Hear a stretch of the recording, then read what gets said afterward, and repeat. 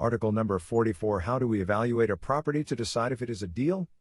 Part 1/3. In 2023, we looked at over 70 properties and made an offer on only one of them, and for that one, we weren't able to come to terms with the seller. The overwhelming majority didn't meet our investing criteria. While it is frustrating to be unable to find a property that meets our requirements, it is important that we stick to our underwriting and move forward only when we find a deal that actually works based on our numbers. While our criteria continue to evolve, in this article, I share the high-level factors that we consider before deciding to put in an offer. Demographics. Self-storage is a business that requires change in people. As a result, we look for locations where there are strong demographic trends that keep moving in the right direction.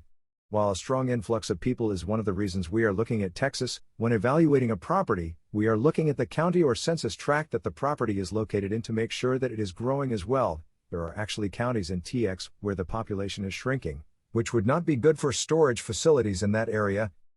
Location. The actual location of the facility is a critical factor. When we evaluate a facility, we are looking at a number of factors, some obvious, some less so. The major factors we consider are A. Whether the facility is on or near a major thoroughfare by looking at the traffic counts, and B. Whether or not the neighborhood is safe by looking at crime rates. Renters want facilities that are easy to access, where they can get in and out quickly, which implies not only near where they go regularly but also where the access to the facility is simple. For example, having to make a left-hand turn onto a busy road makes access challenging, particularly if you are in an RV or towing a boat. It is also critical that the facility not only is safe, but feels safe, since no one wants to have their property stolen when they aren't looking. Beyond those obvious factors, we consider whether or not the property is in or near a flood area, what businesses are nearby, how many other storage facilities are in the area, and if there are any planned developments. Finally, we also look at whether or not the property is near a tourist area, since that can drive certain types of traffic, for example boat and RV storage, to higher rates than would be indicated strictly by the demographics. Potential. When looking at a facility, we consider whether or not the property has any untapped potential. There may be land that is undeveloped that could eventually be turned into additional storage or for parking, or there may be uncovered parking that we could eventually convert to either covered parking or additional storage. Conversely, if the facility is run down, and thus unable to charge the same rents as others in the area, there is the opportunity to fix up the property and bring the rents to market. While our purpose is not to begin development immediately on buying the facility, it is always worth considering whether or not there is the potential to expand at some point in the future if the demand warrants it. Our expected NOI.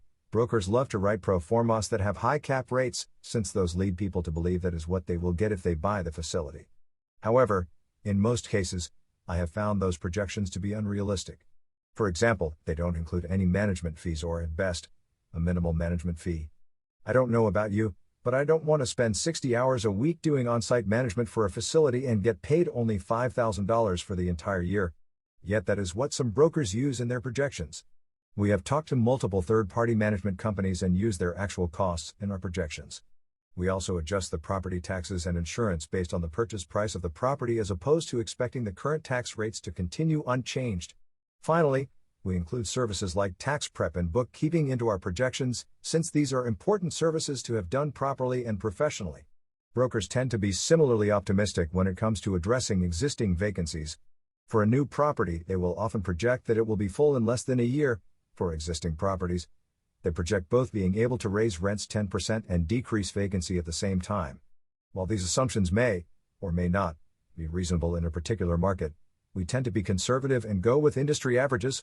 For example, expecting at 15% average vacancy over the year as opposed to a 5% projection. As a result of evaluating a property using our own numbers, we can move from a broker projected 8 cap down to a 4 or 5 cap pretty quickly. Next article, I will go into more details about how the specific things we look at that break these high-level criteria down to specifics which we can use to evaluate a property. If you have any questions or comment about this post, please email them to me at blog@mbcray.com. I will reply to the questions that are straightforward and will turn the questions requiring more detailed answers into future blog posts. This article is my opinion only, it is not legal, tax, or financial advice. Always do your own research and due diligence. Always consult your lawyer for legal advice, CPA for tax advice, and financial advisor for financial advice.